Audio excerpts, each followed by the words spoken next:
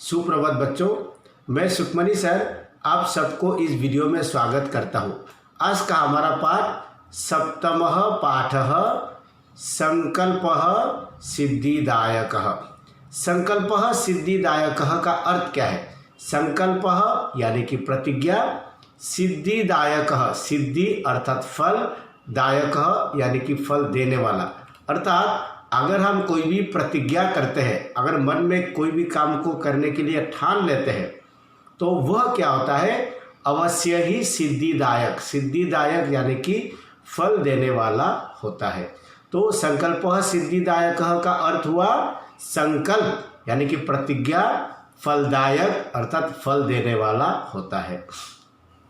ये जो कहानी है ये एक पौराणिक कथा है। आपका जहाँ से पाठ शुरू होता है उससे पहले भी कहानी का एक छोटा सा हिस्सा है जो मैं आप लोगों को बताना चाहता हूँ। ये जो कहानी है ये तारकासुर वध की कहानी है। तारकासुर नाम का एक असुर हुआ करता था पौराणिक समय में। वो बहुत ही शक्तिशाली था। उसे ब्रह्मदेव का वरदान प्राप्त हुआ था। उन्होंने बहुत ही कड़ी तपस्या करके ब्रह्मदेव को प्रसन्न किया था और ब्रह्मदेव जब प्रसन्न होकर तारकासुर के पास आए तो तारकासुर ने ब्रह्मदेव से कहा कि हे ब्रह्मदेव, मुझे अमरता का वरदान दीजिए। परंतु ब्रह्मदेव ने कहा कि अमरता का वरदान देवताओं को छोड़कर और किसी को नहीं मिल सकता है, क्योंकि जो पैदा होता है उसे मरना ही पड़ता है। इसलिए तुम अमरता के अलावा दूसरा कोई भी वरदान मांगो, मैं आपको दे सकता हूँ। तो तारकासुर बहुत बुद्धिमानी था। उसने सोचा ऐसा वरदान मांग लिया जाए जो अमरता के बराबर हो। तो सोचते हुए उसने बोला कि हे ब्रह्मदेव, अगर मरना ही है तो आप मुझे यह वरदान दीजिए कि मेरे मृत्यु शिव के पुत्र से ही हो, अर्थात महादेव के पुत्र से उसका मृत्यु हो। तो ब्रह्मदेव ने कहा तथास्तु, ठीक है बोल के ब्रह्मदेव वहाँ से निकल गए। क्योंकि तारकासुर जानता था कि शिव तो शादी करने वाला है नहीं, अब शादी नहीं होगा तो उसके पुत्र भी नहीं होगा, तो मैं तो कभी मरूंगा ही नहीं। ये सोचकर अब वो तारकासुर बहुत शक्तिशाली बन गया। फिर वो देवताओं से युद्ध करना शुरू किया, स्वर्ग में जाकर आक्रमण किया। अब सारे देवता अलग अलग अस्त्रों का प्रहार करते हैं, लेकिन तारकासुर के ऊपर किसी भी अस्त्र का प्रहार नहीं होता। सारे के सारे अस्त्र बेकार हो जाते।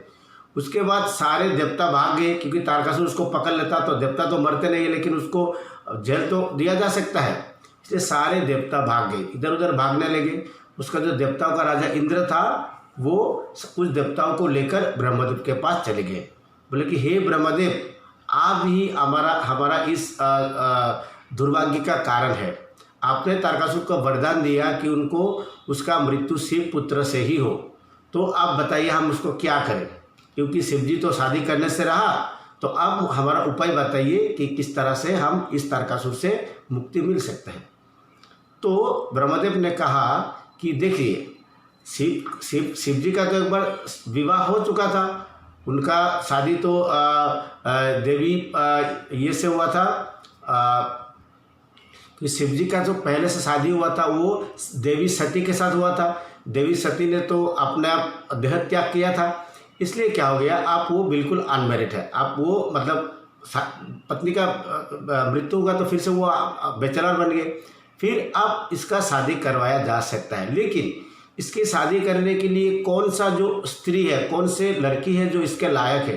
तो ब्रह्मदेव ने कहा देवी पार्वती, जो हिमालय की पुत्री देवी पार्वती है, वो इस शिव के पत्नी बनने के लायक, क्योंकि वो जो सती जो है वो पार्वती के रूप में दोबारा जन्म लिया है। अब सब देवताएं, अब ब्रह्मदेव ने बोला कि आप पार्वती से जाकर विनती करो।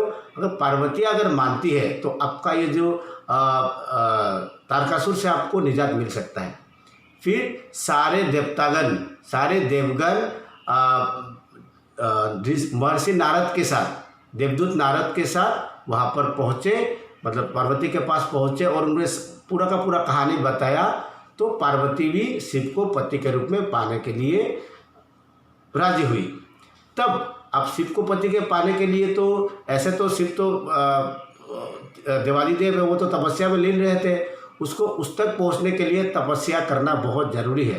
तो पार्वती को बोला कि आप तपस्या के जरिए ही शिव जी को प्रसन्न कर सकते हैं, तब जाकर आपका विवाह शिव जी से होगा, तब आपके जो पुत्र होगा, जो पुत्र बाद में जन्म हुआ तो उसका नाम कार्तिकेय था, कार्तिकेय अगर जन्म हुआ तो कार्तिकेय से इस तारकासुर का वध होगा। ये जब बताया तो देवी पार्वती भी राजी हुई तपस्या करने के लिए। यहाँ से आप लोगों का पाठ शुरू होता है।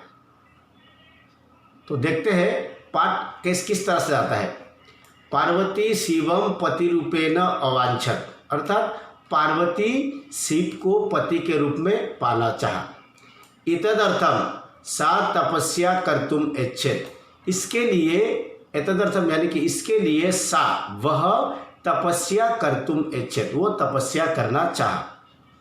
सा स्वकीय मनोरथम मात्रे निवेदयत, उन्होंने अर्थात पार्वती ने स्वकीय मनोरथम अर्थात अपना मन की इच्छा मात्रे निवेदयत, माता को बता दिए। तत्श्रुत्वा माता मैना चिंताकुला अभवत, यह सुनकर माता मैना, माँ मैनावती चिंताकुला अभवत, बहुत चिंतित हो गई, क्योंकि हिमालय और मैना का एक ही पुत्री थी, वो थी पार्वती। अब अपनी बेटी तपस्या के लिए जाएगी, अब तपस्या के लिए जाएगी तो कुछ भी हो सकता है, तपस्या तो घर में रहकर होता नहीं है, जंगल में अगर जाएगी, ये तो छोटी सी कोमल सी लड़की है, छोटी मतलब बड़ी है लेकिन बहुत ही कोमल सी लड़की है। अब उसके साथ अगर कोई शेर का विलन हो गया तो शेर उसको मार भी सकता है, जंगली जानवर है, सांप बिच्छू वगैरह है, इसलिए उसका मन बहुत व्याकुल हो गया कि अरे बाप रे, मेरे बेटी ने किस तरह का निर्णय लिया है।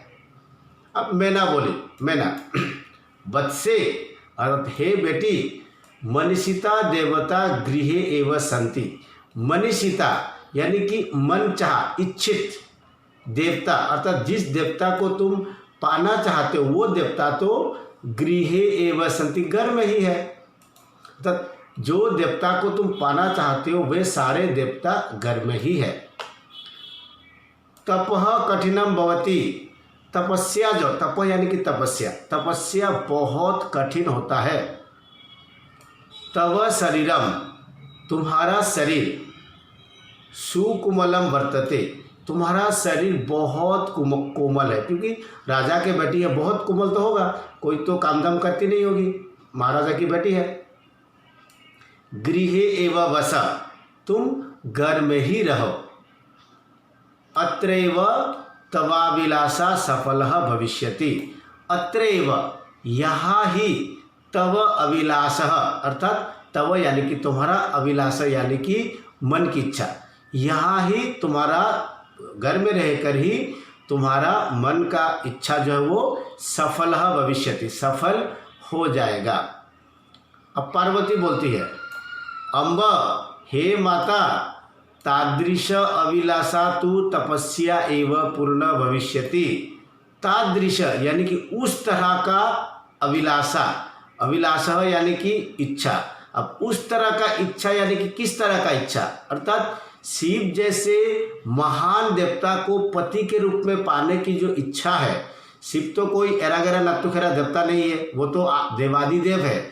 अब देवादिदेव को अगर मुझे पति के रूप में पाना है तो उस तरह का जो इच्छा अभिलाषा जो है वो तो तपस्या एव पूर्ण भविष्यति, तपस्या के जरिए ही पूर्ण हो सकता है, क्योंकि शिव साधारण देवता नहीं है, शिव देवादिदेव है, देवों के भी आदि देव है, देवों का पहला देव, इसलिए उस तरह का देव को पाने के लिए मुझे तपस्या ही करना पड़ेगा, वरना शिव जी ऐसे प्रसन्न नहीं होंगे।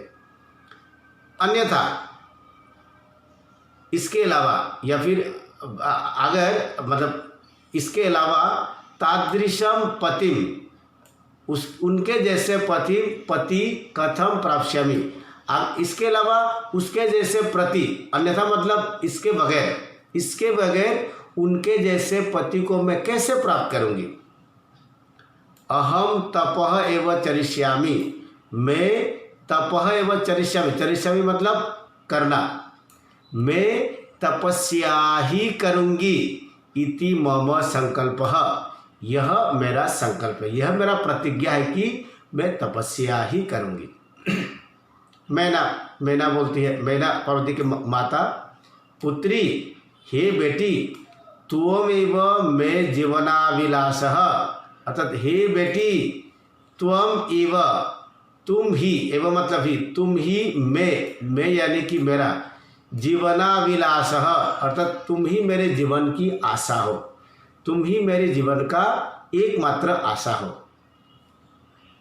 पार्वती बोली, सत्यम, हाँ ये तो ठीक है, परम, लेकिन मम मनः लक्ष्यम प्राप्तुम आकुलितम वर्तते, परंतु मम यानी कि मेरा, मनः यानी कि मन, अर्थात मेरी मन लक्ष्यम प्राप्तिम, लक्ष्य यानी कि जो मेरा जो टारगेट, लक्ष्य शिव को पति के रूप में पाना, यही तो टारगेट है मेरा लक्ष्य, मेरा मन लक्ष्यम प्राप्तिम, लक्ष्य को प्राप्त करने के लिए आकुलितम वर्तते, आकुलितम यानी कि बहुत व्याकुल है, अर्थात मुझे शिव को पति के रूप में पाने के लिए मेरा मन बहुत व्याकुल है। सिद्धिम प्राप्य, सिद्धि प्राप्त करने के बाद, अर्थात मुझे सफलता प्राप्त करने के बाद, यानी कि शिव को पति के रूप में पाने के बाद, पुनः फिर से तवैव शरणम आगमिष्यामि, फिर से तव एव तुम्हारे ही शरणम अर्थात शरण में आगमिष्यामि आ जाऊंगी। अगर मुझे सिद्धि प्राप्त होता है, शिव को पति के रूप में पा लेती हूँ, तो मैं फिर से आपके शरण में आ जाऊंगी।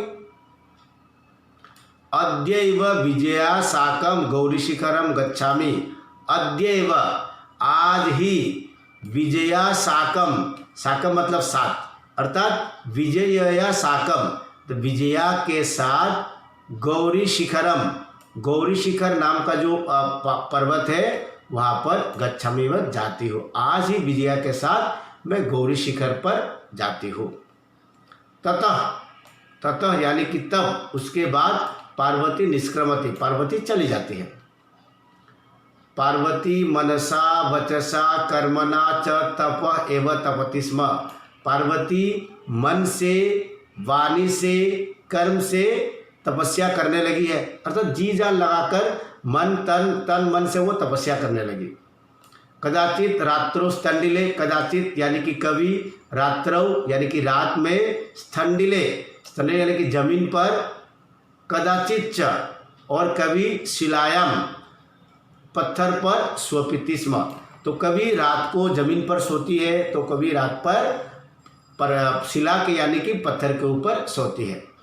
एकदा विजया अववत, एक बार विजया बोली, क्योंकि विजया उसके साथ गई थी, तो विजया बोली, विजया, सखी, हे सखी, तब तपः प्रभावात हिंस प्रसवोपि तव सखाय जाता, तपः प्रभावात अर्थात तुम्हारे तपस्या के प्रभाव से, तुम्हारे तपस्या के बल के कारण, हिंस प्रसवोपि अर्थात हिंसक जानवर भी, तव सखाय जाता, तुम्हारे दोस्त बन गए, अर्थात तुमने इतना कठोर तपस्या किया कि तुम्हारे तपस्या के बल से जो खूंखार जानवर है, अर्थात हिंसक जो जानवर है, फेरोसियस एनिमल, वो भी तुम्हारे दोस्त बन गए, अब तुम्हारे आसपास घूमने लगे, तुमको कुछ नहीं करते। पंचाग्नि व्रतम अभी त्वम अतपः, तुमने पंचाग्नि व्रत भी तुमने तपस्या किया। पुनरपि यानी कि फिर भी, तवह अभिलाषः न पूर्णभवत्, फिर भी तुम्हारा अभिलाषः यानी कि इच्छा न पूर्णभवत्, फिर भी तुम्हारा इच्छा पूरा नहीं हुआ।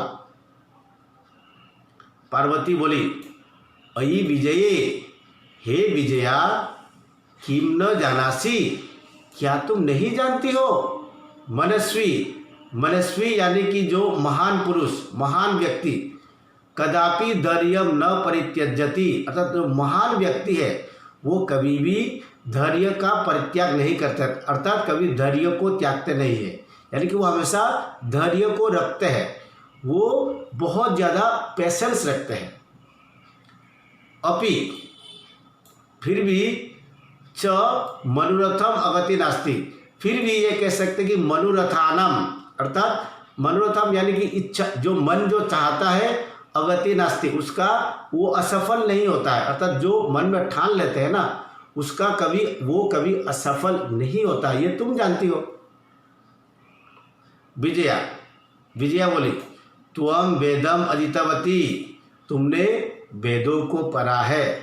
यज्ञम संपादितवती, अर्थात तुमने यज्ञ भी संपादन किया। संपादन का मतलब करना, तुमने यज्ञ भी संपादित किया, यज्ञ भी किया।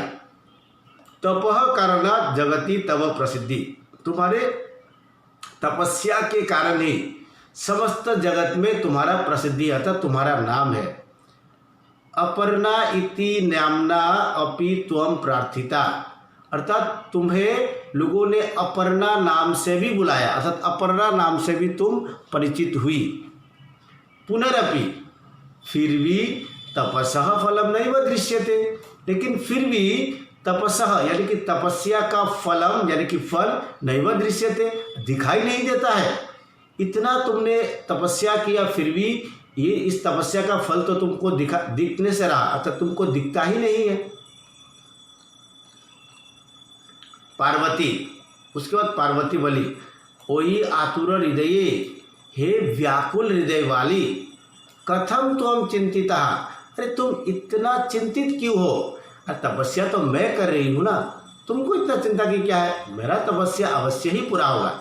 ये ऐसे समझाने लगी। उसी बीच नेपथ्य अर्थात अचानक पीछे से, अर्थात जो मतलब बैकग्राउंड से, अयि भो अहम आश्रम बटुहु, अर्थात अरे ओ मैं आश्रम का बटु यानी कि सन्यासी हूँ, अर्थात मैं आश्रम में रहने वाला कोई सन्यासी हूँ। जलम वांछामि, मुझे थोड़ा पानी चाहिए। संभ्रमम, अर्थात थोड़ा सा सचेत होते हुए, अर्थात वो दोनों आपस में बात करते ना, अचानक चौंक कर, विजये, हे विजय, पार्वती बोली, विजये, हे विजया, पश्य कभी बटु आगत अस्ति, बोले कि देखो देखो कोई सन्यासी शायद आश्रम में आ गया है, देखो देखो कोई सन्यासी आश्रम में आया है। बटु यानी कि सन्यासी। विजया झटिति अगच्छत, विजया झट से वहाँ से चली जाती है। सहसैव, सहसा प्लस एव, यहाँ पर स्वर संधि है। सहसा यानी कि अचानक, एवं मतलब ही, अचानक ही बटुरूपधारी शिव तत्र प्रविशत, अर्थात सन्यासी का रूप लिया हुआ शिव। एक्चुअली यहाँ पर शिव जो है वो शिव जी किसी सन्यासी के रूप में आकर यहाँ पर एक्चुअली पार्वती की परीक्षा लेने के लिए वहाँ पर आए थे। विजया, विजया बोली, बटु स्वागतम ते, बोले कि हे सन्यासी, हे साधु महाराज, स्वागतम ते, आपका स्वागत है। उपविशतु भवान, आप बैठिए। इयम मे सखी पार्वती, यह मेरी सखी पार्वती है। शिवम प्राप्तुम अत्र तपः करोति, शिव को प्राप्त करने के लिए यह तपस्या करती है। तो बच्चों ये जो वीडियो ऑलरेडी 18 मिनट्स के ऊपर हो गया है, मैं इस वीडियो को यहाँ पर समाप्त करता हूँ। मैं अगले जो पार्ट है वो और एक वीडियो के जरिए आप लोगों को पोस्ट करूँगा। तो इस वीडियो को मैं यहाँ पर समाप्त करता हूँ। धन्यवाद।